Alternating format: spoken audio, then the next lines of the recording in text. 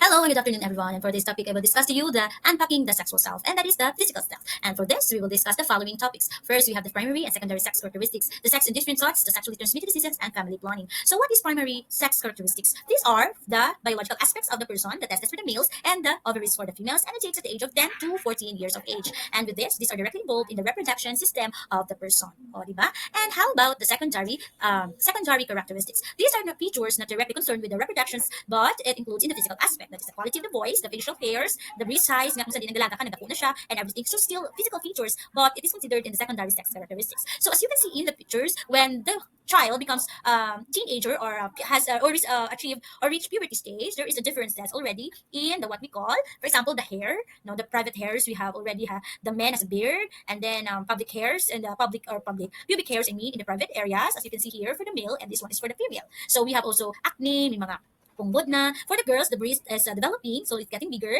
And then for the boys, there is a voice change, di ba? And then also, nag-shape na ang body, rounded body of the women. And then for the boys, muscular na siya, no? Nagiging muscular na siya. And then there are also enlargements of the penis and then enlargements of the uterus. Kumbaga, you're getting ready towards early adulthood. You're getting ready to produce a what do you call this? Egg cells and sperm cells. So we have here the menstruations for the girl. So these are the what we call the changes in our sexual aspect of the body. So what is sex? No, sex is the term for which is related to coitus, a sexual intercourse, especially between the men and the women or other sexes, no? So, or I mean other genders. So human beings needs this sex, no? If it is not for the same level as the need for the oxygen, water, shelter, and food, which means if without sex we can still live, but without these basic needs, water, air, food, so mapatay kita. Pero kung wala niyan sex, di kayo mapatay. So without it, humankind, no, will still alive. So sex is not only for procreations; it is also a source of pleasures, which is important also in our sexual health. But according to Freud, all human behavior is motivated by this desire of feel pleasure, no? This is part of the man's id, no? Di ba? May id, ego, and superego.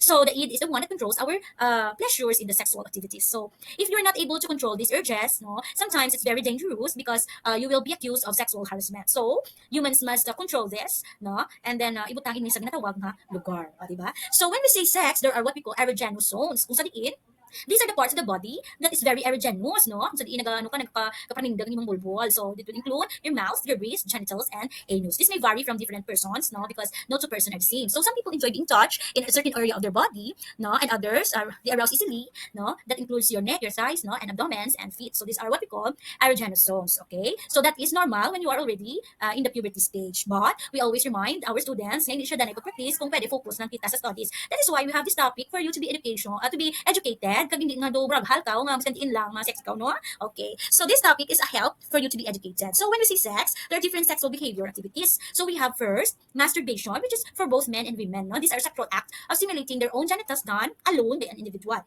But mostly here, in our country Philippines, mostly ang known ng na nag-masturbates are men, no? And women, sometimes lang laka lang kita sila makakita. Okay, so if you alone do this, your own genitals, so that is masturbation. Pero there is also what we call premarital sex, so sexual activities done by people outside the marriage. So wala pa sila nakasal, so mga hindi kasado sila, nga nag-sex na sila, that is premarital sex, no?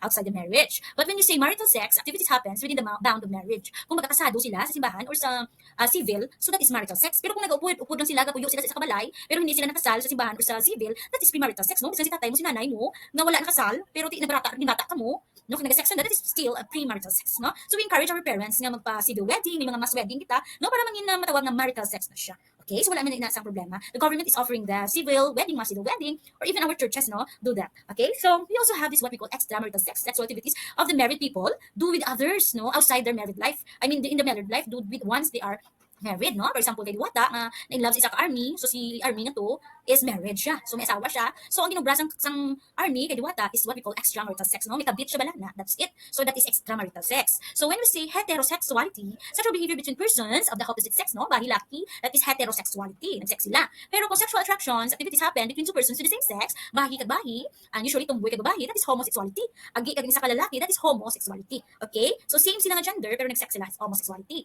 Pero kung sexual behavior once person engage in sexual acts with someone from the opposite or same sex, that is bisexuality. That is why bi ang tawag sa ila because may ano sila, na-attract sila sa lalaki, sa isa ka babae, no? Na-attract siya sa lalaki, pero na-attract mo siya sa isa ka babae.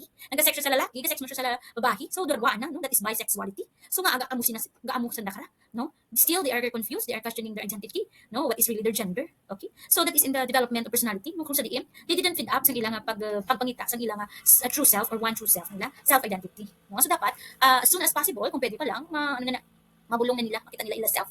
Okay, kay sometimes, no, that will also affect the emotional aspect of the self ang ila partner. Kaya syempre, no, ano gid bala, sino gid bala ang gusto mo. Okay? So, damo na siya ang different sexual behaviors. So, in sex, no, sexual self, we should be familiar with the sexually transmitted diseases. These are STDs, which is used to refer to conditions that are passed from one person to another through sexual contact or other way around. Okay? So, this is very rampant. This is very kumbaga, ano na gid siya, kilalang kilala na gid siya, kagado nagrarakta gid sa bilog kalibutan. So as you can see in the data of 2020 July, no, how many males? 74,226 males and 4,845 females, or the 6% of individuals who are diagnosed with HIV since 1984. So we already have 79,000 HIV, no, and which 74,000 more din sa mga males. Usually, mga lalaki ni siya, kung mga agi na siya bala, mga gay sila, nga kung saan they were affected, no, by the STDs or HIV. Okay? So, in HIV and the youth, sa una, 2008 isa, asa na 2010 nag-apat, asa na 2016, there are already 26, no? That is 26 per day in the whole, ano ni siya, Philippines. So, imagine kung 2024 na kita subong, times 3 pa nato na. So, that is already 60, 6 of 18, 78 per day, person ang nagkaka-HIV. So, imagine, no? So, what is this STD all about? So, kung makita natin, symptoms sa HIV, iba-iba man sa bayi, iba man sa lalaki. So, kung sa lalaki, nagalaw ang iyang sex drive, nag-source ang iyang penis, nagkakabuto-buto, tapos may burn or pain or burn ang iyang ihi, na lower back abdomen yan, na nagasakit, kagang pernila siya ihi-ihi, cloudy or bloody pee, no? Lala na gid na ako nagadugo, ihi, kag pain in the bladder, testicles, and penis, no? So, that's the symptoms of HIV. And for the women, the vaginal yeast has infections, no? Nagwa sa iya may infection na siya. Iba ang cycle sa iyang menstrual period. May infection na sa iyang reproductive organs, the vaginal infections that causes genital warts, no? And can lead to cervical cancer. So cervical cancer, no? So usually may mga nag-burst na siya bala, for example, sa mga pictures natin to, naging pakita sa aton nga activity. So how you're going to get an STD? Syempre, nag-sex ka, unprotected sex ka, wala ka gamit sa mga protection, no? Wala ka sang condom, no? Usually, no? Atong nabatian natin sa may isa ka story naging atabo sa inyong activity, ang isa ka gay nga kung sa diin sa una protected din siya na proteksyonan niya ang self, pero once lang din siya nakasala, which is wala siya naka-condom, and once lang din ato, pero ang nato nag-change ang iyang life. Kung sa diin nagka-HIV siya. So unprotected intercourse, nag-sex siya, kaya ang fluid na gagwa sa lalaki or sa babae is makalato na siya, no? Kasulod sa ilawas. So blood transfusions, kung sa diin ang nag-donate gali ng blood sa imo, is may HIV gali siya. Sinusulod sa imo ang virus imo lawas. The needle reuse, usually, ang siya ang mga nagagamit sa needle, no, nga gigamit sa iba, gigamit kaya pawala siya kabalo nga ang una gali ang gigamitan sa to, may HIV. Usually sa mga drug addicts, ang mga yan nagamit, especially kung they are using needles, no? And then sa pregnancy, in which ang mother is positive in HIV, so possibility gid 100% that the child will have HIV as well pagbata sa iya. So, what will be the common reasons for the STD recurrence? When we say recurrence, kung ang STD mabulong mo pa, ang HIV hindi na. So, si STD nagabalik-balik siya taking incorrect medications, kaya wala siya naka-antibiotic, no? They forget to make sure your partner gets treated, no? Even though wala yang asawa, pero nga ba na may harat sa wala hindi mabulong, wala nagyapon siya. Taking medications incorrectly, may mga antibiotic pero wala yung ginainom and being exposed to new STDs. Okay, so mabalik din siya, recurrent din siya. Okay, so treatment of the preventions of STD, always use condom. The prescriptions to reduce the risk of HIV with a doctor, no? Prescribe with a doctor, hindi nga si doctor kwak-kwak lang. Vaccines for certain infections, limit numbers of sexual partners. Syempre, nagaduro ang cases natin kay duro rin talaga mga naga-multiple partners in which ang ginagsin natin ng multiple partners, hindi lang isa nila amigo, nagaduwa tatlo, no? Tapos ang isa nag-break, mamigo liwat, tapos sex man sanda, in which kakamalo nga ang imo galing naging sex partner or naging partner infected siya. Okay, so that's why isa sa mga requirements dapat sa pag-amigo-amiga, ipatest mo siya anay kung positive siya sa HIV or hindi. So dental dams and the medications for the bacterial and parasitic STDs, no? Kaya mabulong siya ang STD, ang hindi siya yung bulong, ang ginatawag natin ng HIV, pero may ginainom sila ng bulong para nga mag-boost ang ilang immune system for them to still live life, no, like before. Okay, so after the STD we have the topic family planning. So in the Philippine census of 2020, the total population in the Philippines is 109 million, and how many households? Populations of 108 millions. Imagine 33.4 million is below 15, 69 is 15 to 64, and 5.86 million na ang 65 years old. So kumain na lang din ang mga malam naton, kag more na ang mga 15 to 64 years old. Okay? So in the data, so in the state of unplanned pregnancy, adi mga unplanned pregnancy, no, that's why naduro ang population sa Philippines, kay duro ng mga kabaihan, kabataan nga gabusong, no, gabusong-rusog lang, basta ti tatay, basta mamata lang. Gawon na no, kay for now, isiyan na lang natin na paramata ay maano lang. So the Philippines ranks number 56, no, among the 150 countries for the number of unintended pregnancy at 71 per 1,000 women annually. So sa katuig, 71 gid na kabusong nga hindi nila gusto. That's why the age is 15 or younger pagid kani. You see? Okay. So ano ang kinahanglan naton? So here we need to discuss that among the 1.9 billion women of reproductive age of 15 to 49 years old worldwide, 1.1 have need for family planning, and 874 million are using modern contraceptive methods, and 164 million have unmet needs of contraceptions. So for us to control what we call the number of populations na nag-grow and grow, no, forever growing na siya, there is what we call the term family planning. So family planning is a birth control. Always remember that. It is the birth control that would help our nation, our country, our world, na minimize ang number of populations that we have because hindi nakasarang ang atong balibutan kung dugo kita din siya.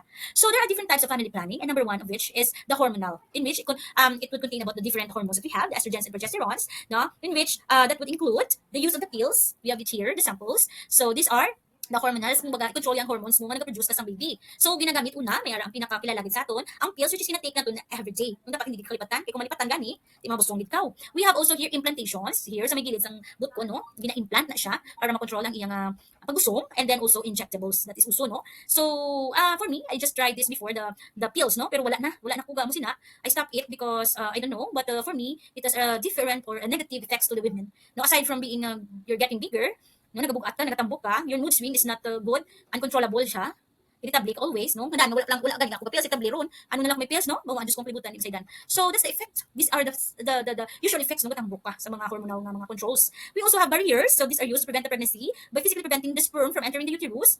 Okay, they were blocked by these barriers. So, as you can see in the picture, we have here condoms. These are condoms for the men, and we also have condoms for the women. Ang siya ang condom for the women, nalaba na siya, no? But usually here in the Philippines, we just use condom for the men. Very easy lang siya. And then we also have the diaphragm. Ang siyang diaphragm. And also, we have here the cervical cup. Kung saan diaphragm or cervical cup, pinasulod na siya sa iya sa babae to bury or bury para magbara. Di dyan ang madas ka sa may cup na ang sperms, no? Hindi na magsulod dito sa sulod gid bata. Sulod ang bahay bata para hindi siya na makita na ini egg cells, hindi na magbusong. Tapos i-pull out na siya kung tapos ka na sang sex, no? Pero usually, wala na siya ginagamit sa mga Filipino people. Okay? We also have intrauterine devices. This is what we call the IUD, in which there is a small plastic or copper device inserted in the uterus of the women. No, this can last for 5 to 12 years. Oh, imagine that, no? 5 to 12 years. May IUD ang imong sulod kang perta sa babae. Sulod sang iporta sa uterus ng babae, no? As you can see, no? See, I don't know what will be the effect in the women, no? Because of that. Pero that is ano, sulod na siya vagina, sulod dito sa sulod, no? Kung ano lang, ano yang kasakit ba? Basta ano di tangan man kang para di masakitan, no? Ano yung ibutang naton? Basta na. So, we also have sterilization. These operations make it almost impossible for a man and women to have a children because this will go into under operation. No, permanent na ginaya. Ang ginatawag nato nga sterile kanang ini kanang kabusong ni bata. Because for the women, that is what we call ligation. Ginakat ni siya ang imong aragyan sa imong ano bala egg cells na. Ang aragyan katos bahay bata mo ikat siya or either itay siya, igtan siya. No, para hindi na mabarala ng dadan didya, hindi na nato magsilad sa imong bahay bata.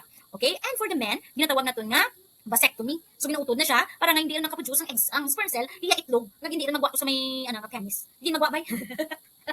Di ba ba yun? Joke lang, nagkatawa na ko. Okay, so basta mo na siya, maano lang. Okay, and we also have, usually we practice this, the natural method, no? Natural method, ang hindi siya ang ginapush ng simbahan and also to avoid the pregnancy nga wala sa mga chemicals na mga nagasulod sa aton nga lawas, especially the women, no? So to protect also the women, no? These are the natural methods. We usually use this calendar method. So sikat din na siya ang calendar method. You count the days of your menstrual cycle, starts with the first day, 1, continue counting, and then 1 to 7, you're not considered to be fertile, and can you 1 to 7, sample lang 1, 2, 3, 4, 5, 6, 7, umpisa sa first day sa imong menstrual cycle, safe kasi na. So pwede ka sex nga unprotected, no? Wala sa mga whatever, hindi ka butang-butang, hindi ka magamit condom, safe ka na, hindi ka nagusong. And then pagkaisip mo number 8, asa sa 19, fertile gid ka, no? Kung di dyan ikaw ma-sex at that day of the 8, asa sa 19, sigurado magusong ikaw dyan. Pero pag sa 20th day, the end of the cycle, so pwede naman ikaw sex ikaw because you're already hindi ka naman fertile, so hindi ka na busog. So na siya ang isipay yan, no? So 1 to 7, 20 up. So 8 to 19, so you are fertile. So kung hindi ka ma-sex, usually mabusog ikaw. Kaya sa calendar method, sometimes it is used by sa mga Filipino, that's why nadugusong. Okay. Please note body temperature, in which you measure mo ang imong temperature usually on the 20th to the end of the cycle, dira ka na ginatawag nga safe ka using this temperature rate based on body temperature nga usually kung init ang imong kawasan, that is the time nga you are fertile. Okay? Na fertile ka na, pero kung medyo tahaw ang imong lawas, you're not fertile.